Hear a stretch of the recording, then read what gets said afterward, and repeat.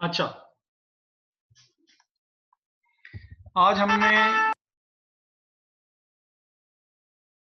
पहले तो वो भी करना था, सॉरी आई फॉरगॉट। इसको हम कर देते हैं, बल्कि इसको रहने देते हैं। और FR1 जो है वो, हाँ। अच्छा, उस दिन हम क्वेश्चन कर रहे थे, कोई, अच्छा बहुत से लोग जो हैं वो, अच्छा कोई क्वेश्चन तो नहीं है जो लास्ट टाइम जो हम कर रहे थे? सर लास्ट टाइम हमने क्या किया था? IS-20 किया था, गवर्नमेंट ग्रांट वाला, और उसका एक मेथड किया था जिसमें हमने गवर्नमेंट ग्रांट जो है वो देखा था कि अगर वो कॉस्ट में से लेस कर दी जाए तो फिर क्या जो है वो होता है।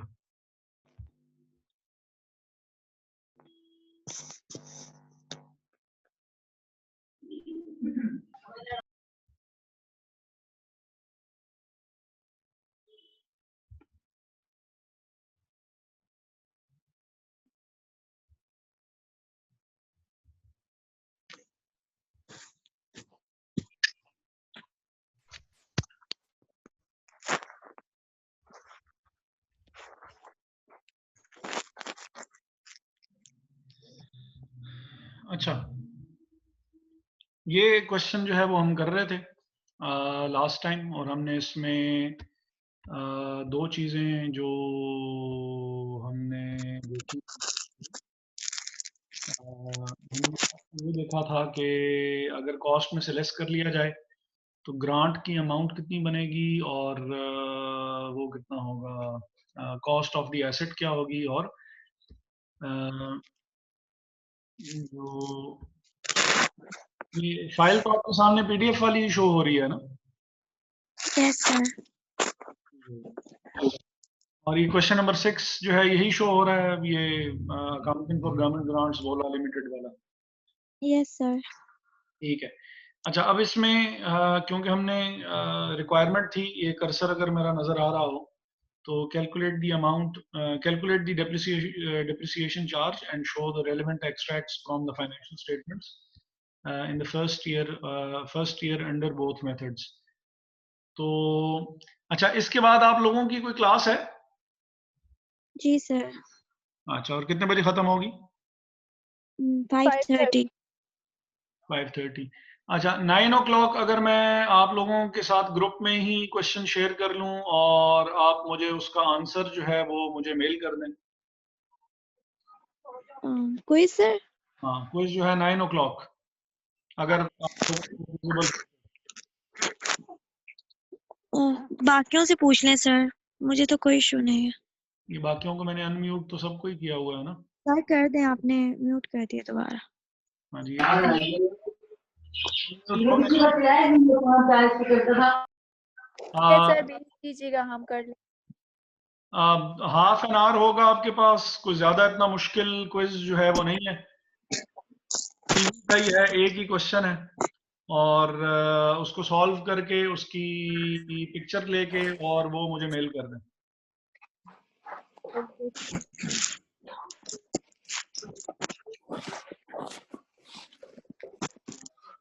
ठीक है, किसी को कोई मसला तो नहीं?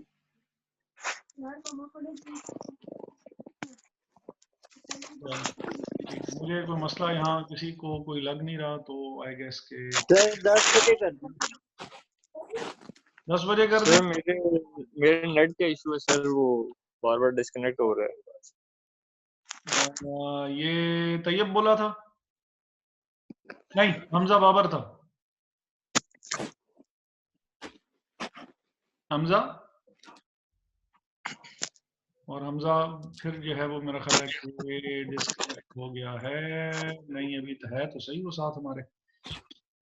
अच्छा चलें, बहरहाल 9 o'clock या 10 o'clock? ये हुसैन नकवी कौन है?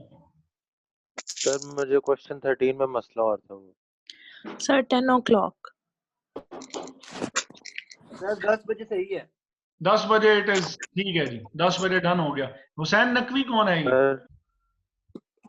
सर जी जी। सर वो क्वेश्चन 13 में मसला और था। क्वेश्चन 13 भी देख लेते हैं। इस क्वेश्चन को कंप्लीट करने के बाद ना देख लें, क्या कहते हैं? ठीक है, ये ठीक है सर। ठीक है। अच्छा ठीक। अच्छा जी। अब यहाँ पे हमने, अगर if you can tell me the amount of grant, तो ये बहुत ही मेरे लिए आसान काम हो जाएगा। तो अगर आप मुझे ग्रांट की अमाउंट जो है वो आप मुझे अगर बता दें। सर जो उस दिन निकाली थी सर, जी जी, एक क्वेश्चन नंबर 6 का सर वो 5 4 3 मेथड बी में हम जो है वो ट्रीटिंग ग्रांट एज लायबिलिटी। ठीक है जी। तो सबसे पहले जो है वो कॉस्ट ऑफ द एसेट हमारे पास कितना आया था? सर 2175 ठीक है। सर वो एडजस्टेड कॉस्ट नहीं नहीं, एडजस्टेड कॉस्ट नहीं, जो एक्चुअल ओरिजिनल कॉस्ट आई थी 2175 000 21,75,000 आई थी। ठीक है। यस सर और अमाउंट ऑफ ग्रांट जो आई थी, अमाउंट ऑफ ग्रांट जो थी वो हमारे पास थी 5 लाख पता नहीं 43 थी 47 थी। सर 5,43,750 तो ये हमारे पास वो कैलकुलेशन है जो कि कॉमन है, बेशक हम मेथड ए फॉलो कर रहे हों, जिसमें हम ग्रांट को यानी 5,43,750 को हमने क्या किया था कि हमने मेथड ए में कॉस्ट ऑफ द एसेट से हमने इसको डिडक्ट कर लिया था। और yes cost sir of asset से डिडक्ट करने के बाद हमने देखा था कि ग्रांट की सॉरी रिमेनिंग कॉस्ट या एडजस्टेड कॉस्ट आई थी। एडजस्टेड कॉस्ट की हमने डिप्रिसिएशन चार्ज की थी। ठीक है। यस सर वो जो है वो होगा। अच्छा, अब हम क्या कर रहे हैं कि हम जो ग्रांट को हम लोग जो है वो मेथड नंबर 2 है जिसमें हम ग्रांट को डिडक्ट नहीं कर रहे, सॉरी। और अगर हम ग्रांट को डिडक्ट ना करें तो फिर जो है वो सिचुएशन हमारे सामने जो है वो क्या बनेगी, वो अब हम देख लेते हैं कि इन दिस केस जो क्योंकि मेथड बी है, grant will not be deducted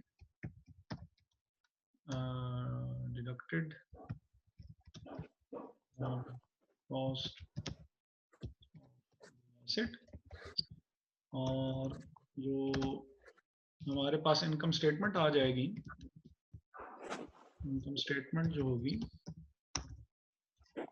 वो हमारे पास उसमें एक तो उसी तरह डेमोराज आ जाएगी। डेमोराज चार्जेस कितने थे? डेमोराज चार्जेस थे 50,000 के, जैसे हमने उस दिन लिखे थे, यहाँ पे भी आ जाएंगे। और डिप्रिसिएशन चार्ज जो है, डिप्रिसिएशन चार्ज जो है वो हमारे पास आ जाएगा 21 लाख और 50,000, 21 लाख और 75,000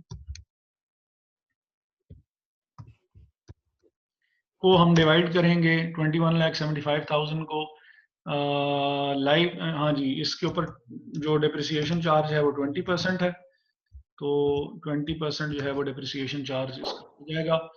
तो अमाउंट कितनी आ जाएगी? ये 20% डिप्रिसिएशन चार्ज, ये जहां मैं लिख रहा हूँ इसके नीचे ही देखें तो आपको depreciation on turbine was 20% straight line. तो ये रेट मैंने खुद से सपोज नहीं किया है, ये रेट जो है वो क्वेश्चन में गिवन है। तो इसका 20% लिया तो ये 4,35,000 आ गई।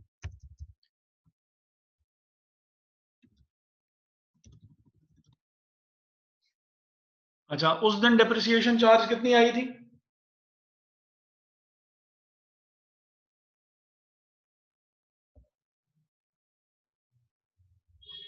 अब तो मैंने म्यूट भी नहीं किया हुआ किसी को।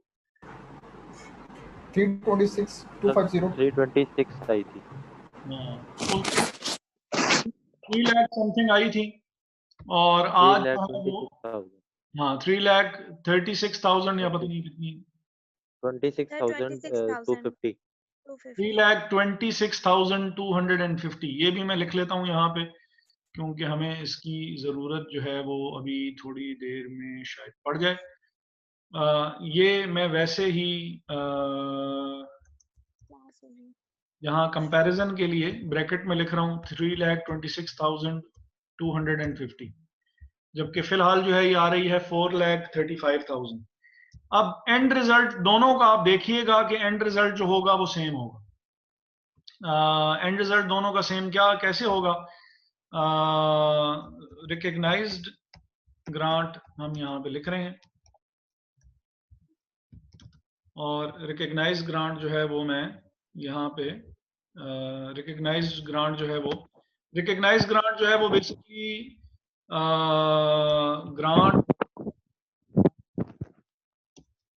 ग्रांट ट्रीटेड एज इनकम है।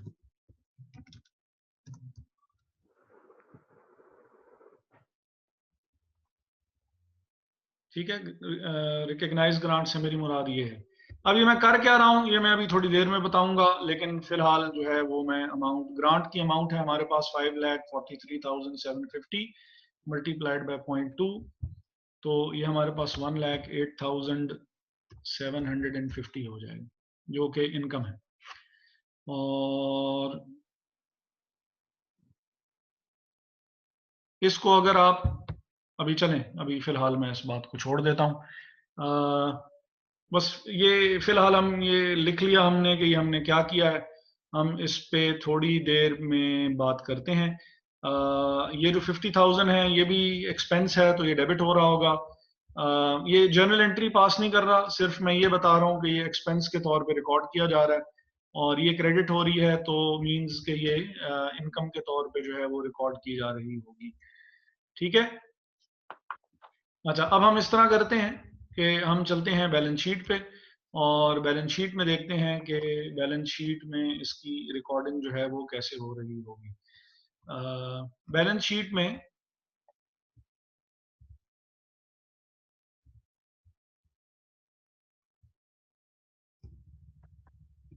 अच्छा बैलेंस शीट में एक तो ये हो गया हमारा इनकम स्टेटमेंट। तो बैलेंस शीट में एक तो हमारा एसेट फुल कॉस्ट पे जो है वो शो हो रहा होगा, एसेट्स साइड पे लैंड शो हो रही होगी हमारी। लैंड की उस दिन हमने प्राइस क्या लिखी थी? 10,50,000। और टरबाइन जो है, टरबाइन की कॉस्ट जो है वो हमारे पास शो हो रही है 21,75,000 की। अब ये कॉस्ट और वो कॉस्ट जो कि हमने मेथड ए में शो की थी दोनों जो है वो डिफरेंट हैं। डिफरेंट कैसे हैं कि हमने वहां पे उसको एडजस्टेड कॉस्ट पे शो किया था जबकि यहाँ पे हम उसको ओरिजिनल जो उसकी वैल्यू बनती है हम उसके ऊपर उसको लिख रहे हैं। दूसरी चेंज जो मेथड ए में और इसमें है वो ये है कि एसेट में से लेस जो है वो डिप्रिसिएशन ही हो रही है और डिप्रिसिएशन लेकिन यहाँ पे थोड़ी सी ज्यादा हो रही है। जो टरबाइन है, टरबाइन की कॉस्ट है 21,75,000, डिप्रिसिएशन हम इसमें से लेस करेंगे 4,35,000 जो कि टरबाइन की कॉस्ट कहाँ से आई? टरबाइन की कॉस्ट वो उस दिन हमने कैलकुलेट की हुई थी 21,75,000। जी नहीं ये तो नहीं थी, यही थी कॉस्ट ऑफ एसेट जो बैलेंस शीट में लिखवाई थी वो तो सर ने 16,31,250 है। वो हमने जी वो इसलिए कि उस दिन हम कर रहे थे मेथड ए फॉलो और मेथड ए में हम क्या करते हैं कि जो कॉस्ट ऑफ द एसेट होती है, कॉस्ट ऑफ द एसेट में से हम ग्रांट को माइनस कर लेते हैं। ओके।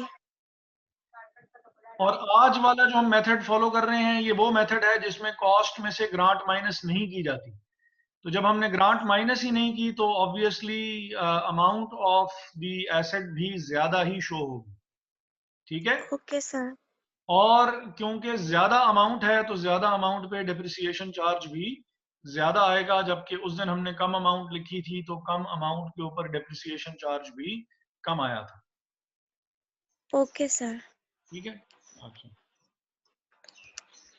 तो ये जब माइनस हो गया तो माइनस करने के बाद जो हमारे पास अमाउंट आ रही है एसेट की, वो एसेट की अमाउंट हमारे पास कितनी आ रही है, 21,75,000 माइनस 4,35,000। तो अमाउंट हमारे पास है 17,40,000। ठीक है जी। और क्योंकि ग्रांट को हमने माइनस नहीं किया, ये हमारे पास जो थी बैलेंस शीट की एसेट्स साइड थी, जिसमें हमने लैंड लिखा और हमने टरबाइन लिखी और हमने डेप्रिसिएशन उसमें से जो है वो लेस कर दी। लायबिलिटीज साइड पे हमारे पास जो चीज आएगी वो एक तो ग्रांट की अमाउंट आ जाएगी, गवर्नमेंट ग्रांट की अमाउंट आ जाएगी, और गवर्नमेंट ग्रांट की अमाउंट जो है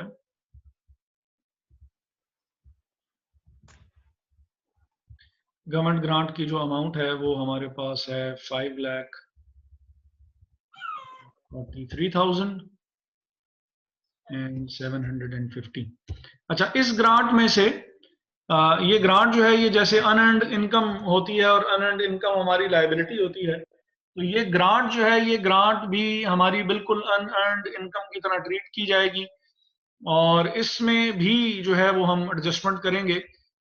ग्रांट में कैसे एडजस्टमेंट की जाएगी कि ग्रांट की जो टोटल अमाउंट है जो कि 5,43,750 है, 5,43,750 में से जितनी ग्रांट हमने हर साल रिकग्नाइज करनी है उतनी अमाउंट को हम कर लेंगे माइनस, लेस करेंगे इसमें से हम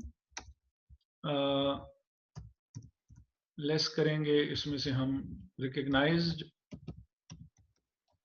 रिकग्नाइज्ड एज इनकम। ठीक है जी। 21,75,000 और किया इसको माइनस, और अच्छा जी, गवर्नमेंट ग्रांट होगी हमारे पास 5,43,750, और इसमें से जो हमने रिकग्नाइज कर ली है वो जो मैंने इनकम स्टेटमेंट में ऊपर ये लिखी हुई है 1,08,750, ये हमने इसमें से कर ली माइनस। और ये अब हम माइनस कर क्यों रहे हैं ये भी अभी हम डिस्कस करते हैं कि ये ग्रांट हमने जो है वो माइनस की क्यों है। और फाइनल अमाउंट जो होगी ग्रांट की जो फाइनल अमाउंट होगी, वो फाइनल अमाउंट जो है वो हम लाइबिलिटीज साइड पे लिखेंगे, जो कि हमारे पास 5,43,750 में से 1,08,750 हमने माइनस कर लिए, तो 4,35,000 की अमाउंट हमारे पास रह गई। अच्छा जी, अब हम ये देखते हैं, ये हमने सारी फिगर्स तो हमने कंप्लीट कर ली और लिखी कि एसेट्स में एक जो है वो आपका लैंड आ जाएगा, और लैंड पे क्योंकि डिप्रिसिएशन वगैरह जो है वो नॉर्मल हालात में चार्ज नहीं होती है तो हमने उसको बिल्कुल एज इट इज वैसे ही लिख दिया। फिर टरबाइन जो थी, जो हमारा दूसरा एसेट था, उसकी हमने क्योंकि इस दफा कॉस्ट में से कुछ भी चीज माइनस नहीं की थी तो हमने उसको ग्रांट माइनस नहीं की थी, ग्रांट को हमने अलहदा से लाइबिलिटीज साइड पे हमने मेंशन किया कि ये लाइबिलिटी ये हमारी जो है वो हमें पैसों की फॉर्म में जो है वो दे तो दी गई है, लेकिन इसके साथ कंडीशन ये अटैच है कि आप ये रिकग्नाइज जो है वो तब कर सकते हैं जब आप साथ में जिस काम के लिए आपको ग्रांट दी गई है तो आप वो काम जो है वो साथ साथ करें, तो उतनी ग्रांट जो है वो आपको रिलीज कर दी जाएगी। बजट एलोकेट हमने आपको कर दिया है, अमाउंट एलोकेट हमने आपको कर दी है, लेकिन आप वो इस्तेमाल तब कर पाएंगे जब आप ये काम, जिस काम के लिए आपको ग्रांट दी गई थी, वो काम आप करना शुरू कर दें। तो 5,43,750 हमारे पास ग्रांट थी, हम वो टरबाइन में से माइनस जो है वो नहीं कर सकते क्योंकि ग्रांट सारी की सारी हमें मिली नहीं है। तो डेप्रिसिएशन जो है वो 21 लाख और 75,000 पे ही लगेगी, और 21 लाख 75,000 पे जब हमने 20% डेप्रिसिएशन लगाई तो हमारे पास डेप्रिसिएशन की अमाउंट आई वो 4 लाख और 35,000। ये जब हमने माइनस की तो एसेट पीछे रह गया 17 लाख और 40,000 का। फिर हमारे पास जो लाइबिलिटीज में, क्योंकि गवर्नमेंट ग्रांट को हमने उसमें से माइनस नहीं किया था, तो लाइबिलिटीज साइड पे ग्रांट हमने रिकग्नाइज की कि ये ग्रांट मिल तो चुकी है लेकिन इसके बदले में अभी तक हमने काम किया नहीं है। अब 1 साल गुजरने के बाद, क्योंकि एसेट की लाइफ भी 5 साल है, तो इट इज मोर अप्रोप्रिएट कि हम इस ग्रांट को भी 5 साल पे डिस्ट्रीब्यूट कर दें। अगर वरना कोई ना कोई डिस्ट्रीब्यूशन की जो बेसिस होगी वो हमें बताई जाएगी। फिलहाल क्योंकि क्वेश्चन में कुछ गिवन नहीं था कि भाई अगर आपको ग्रांट अगर मिल रही है तो वो ग्रांट आप डिस्ट्रीब्यूट कैसे करेंगे, एलोकेट कैसे करेंगे, तो इस वजह से हमने भी कुछ खास जो है वो काम जो है वो उसके ऊपर नहीं किया। हमने अदर देन दैट के अगर एसेट की लाइफ 5 इयर्स है और उसका रेट ऑफ डेप्रिसिएशन जो है वो 20% है, तो ग्रांट को भी हमने 20% के हिसाब से ही रिकग्नाइज किया। और जब हमने 5,43,750 को 20% से मल्टीप्लाई किया तो वो वैल्यू आई जो कि हमारे पास यहाँ पे है, जो कि 1,08,750 है।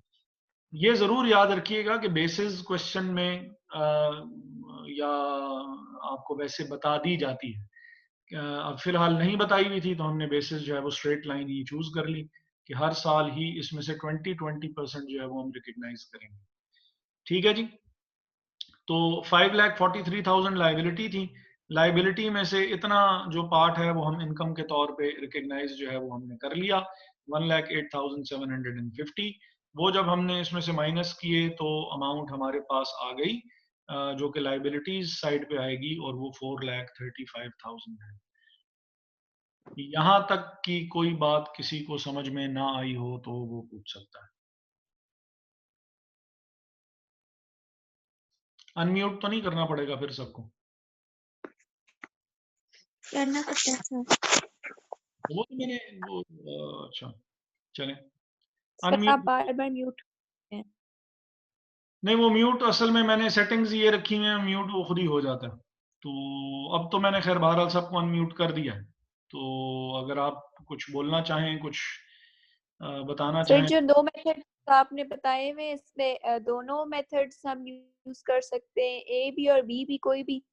आपकी अपनी चॉइस है। एक तो कंडीशंस पे डिपेंड करता है कि कंडीशंस हैं क्या, उस पे डिपेंड करेगा। लेकिन दोनों में थे उसमें से कोई एक मेथड चूज करेंगे, ऑब्वियसली दोनों मेथड्स इकट्ठे जो है वो चूज नहीं हो सकते।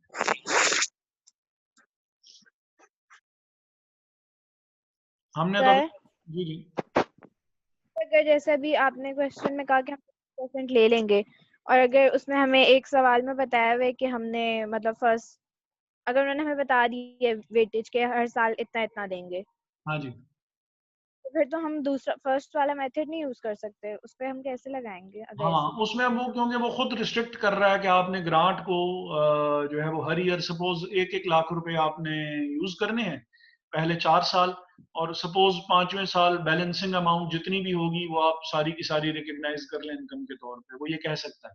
तो अब तो वो खुद हमें रिस्ट्रिक्ट कर रहा है कि हम ग्रांट को जो है वो डिडक्ट ना करें एसेट में से, बल्कि हर साल 1-1 लाख रुपया जो है वो इनकम में ट्रांसफर करते जाएं। अब यहाँ पे 1,08,750 वाली बात उसने हमारे लिए खुद ही चॉइस नहीं छोड़ी है। वो कह रहा है कि भाई 1-1 लाख रुपया रिकग्नाइज करो, आखिरी साल जितना बैलेंस रह गया है सारे का सारा बैलेंस जो है वो इनकम के तौर पे डाल दो, तो ठीक है। अगर वो कह रहा है कि नहीं, पहले 3 सालों में 75% ऑफ द ग्रांट आप इस्तेमाल कर लें और आखिरी 2 सालों में रिमेनिंग परसेंटेज जो है वो ग्रांट के तौर पे इक्वली डिस्ट्रीब्यूट कर लें, तो ऐसे कर लेंगे। वो कुछ ना कुछ जो है वो हमें गाइड करेगा। फिलहाल क्योंकि उसने कुछ भी गाइड नहीं किया हुआ कि ग्रांट के साथ क्या करना है, तो मैंने कहा कि भाई अगर एसेट की लाइफ 5 साल है तो ग्रांट की लाइफ भी 5 साल ही हम अज्यूम कर लेते हैं, क्योंकि एसेट की लाइफ से ज्यादा अरसे तक तो ग्रांट हम इनकम के तौर पर रिकग्नाइज नहीं कर सकेंगे, तो 5 सालों पे डिस्ट्रीब्यूट कर देते हैं। ठीक है,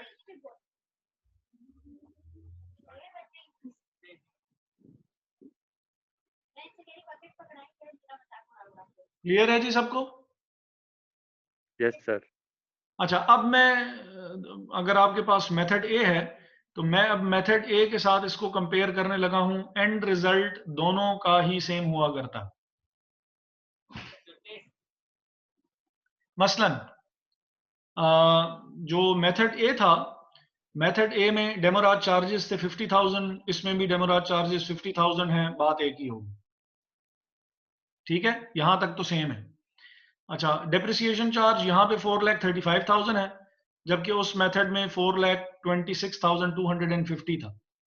तो टोटल एक्सपेंसेस कितने हो गए? 3,26,250 और 50,000, तो 3,76,250 हमारा टोटल एक्सपेंस हो जाएगा अगर हम मेथड ए फॉलो कर रहे होते तो। मेथड ए में यहां मैं लिख देता हूं आपकी आसानी के लिए जी। मेथड ए अगर फॉलो हो रहा होता तो मेथड ए में जो टोटल एक्सपेंसेस हैं, टोटल एक्सपेंसेस हमारे हो गए होते 50,000 प्लस 326,000, तो ये हमारे पास टोटल हो गया 3,76,250। अच्छा, मेथड बी में क्या हो रहा है कि बी में ये हो रहा है कि एक्सपेंसेस तो हमारे 50,000 और 4,35,000 है, तो 50 प्लस 435 जो है ये तकरीबन हो जाते हैं 4,85,000। लेकिन 4,85,000 में से हम डिडक्ट करेंगे जो हमारी इनकम हो रही है, जो कि 1,08,750 की है, तो माइनस करेंगे 1,08,750, तो जो नेट अमाउंट हमारे पास आती है, जो नेट अमाउंट आएगी वो यही 376 वाली होगी जो कि हमने यहाँ पे लिखी हुई है। 376,250 ही आएगी। इसमें कोई नेट रिजल्ट में एक्सपेंसेस की हद तक कोई फर्क नहीं पड़ रहा। मेथड ए में जो टोटल एक्सपेंसेस थे, मेथड बी में भी नेट टोटल एक्सपेंसेस उतने ही हैं। तो इनकम स्टेटमेंट की हद तक आप मेथड ए फॉलो करें या मेथड बी फॉलो करें, दोनों में कोई फर्क नहीं पड़ेगा। फाइनल रिजल्ट दोनों का सेम ही है। ये आपके सामने मैंने लिख के भी बता दिया कि एक मेथड में भी 3,76,250 आ रहे हैं एक्सपेंसेस, और मेथड बी में भी नेट फाइनल एक्सपेंसेस जो हैं वो 3,76,250 ही आ रहे हैं। बैलेंस शीट में अगर आप गौर करें तो बैलेंस शीट में हमारे पास जो नेट एसेट्स की अमाउंट आ रही है, net assets means assets minus liabilities, तो नेट एसेट्स की जो अमाउंट आ रही है बैलेंस शीट में, मैं इसको इस तरह कर देता हूं कि नेट एसेट्स ही लिख देता हूं। नेट एसेट्स होपफुली सब पहचान ही जाएंगे कि मैं किसकी बात कर रहा हूं। तो 10,50,000 इसमें ऐड कर दें 17,40,000 और इसमें से माइनस करें 4,35,000, तो आपके पास नेट अमाउंट कितनी आती है?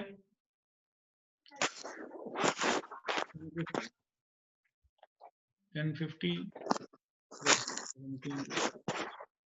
माइनस 45, तो ये 23,55,000 ही आती है। और जो आपका मेथड ए होगा, मेथड ए में भी करके देख लीजिएगा, ये मेथड बी है, बी में इतनी वैल्यू आ रही है तो ए में भी इतनी ही वैल्यू आ रही होगी।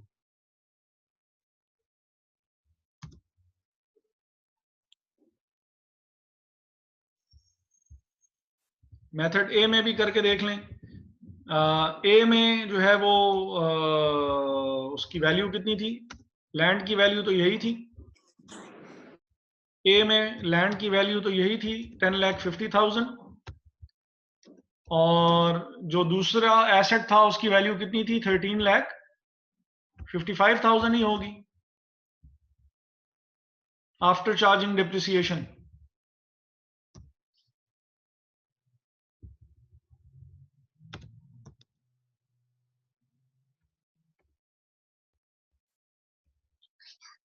और तीनों हजरात वैल्यू यही आ रही है? नो सर, 24,05,000 आ रही है। 24,05,000।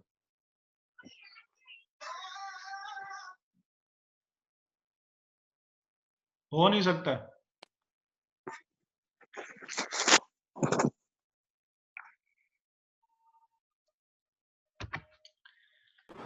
सर ये 13,05,000 है सर, 55 नहीं है सर।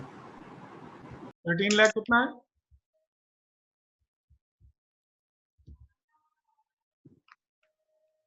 जी सर, अब सही आ रही है, 13,05,000 है।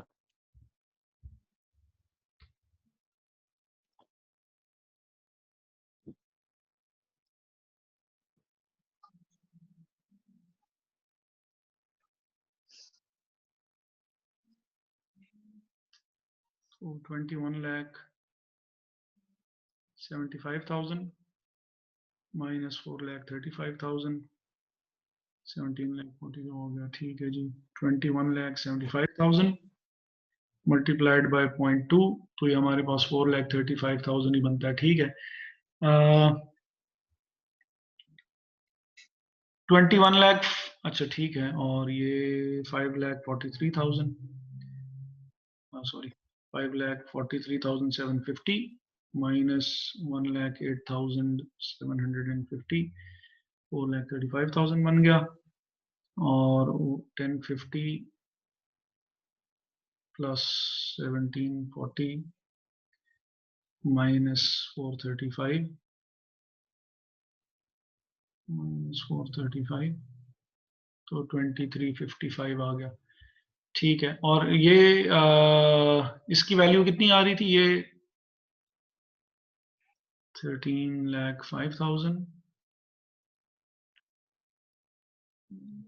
और 10,50,000। ठीक है जी, तो 23,55,000 की वैल्यू जो है वो बेशक हम मेथड ए फॉलो कर रहे हों, बेशक हम मेथड बी फॉलो कर रहे हों, जो एंड रिजल्ट है नेट एसेट्स का वो हमारा जो है वो सेम ही आता है। बेशक इनकम स्टेटमेंट हो तो भी फाइनल रिजल्ट हमारा सेम ही आया था, 3,76,000 ही आया था, और यहाँ पे भी 3,76,000 आया था, और बैलेंस शीट में भी मेथड ए फॉलो किया तो भी 23,50,000 वैल्यू आई, और मेथड बी फॉलो किया तो भी 23,50,000 ही वैल्यू आई। तो जो मर्जी मेथड फॉलो कर लिया जाए, राइट ऑफ मेथड फॉलो करें या हम जो है वो लायबिलिटी मेथड फॉलो करें, एंड रिजल्ट जो है वो नेट इफेक्ट और एंड रिजल्ट जो है वो दोनों मेथड्स का सेम ही आता है, चेंज नहीं आता। क्लियर है यहाँ तक? Yes sir. Yes sir. किसी को कोई बात समझ में ना आई हो?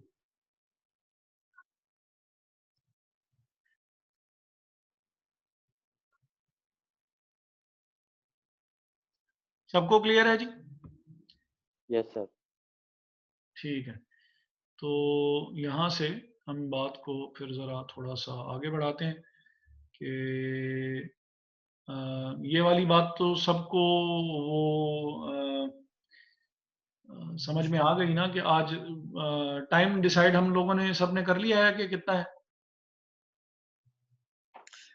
सर क्विज का?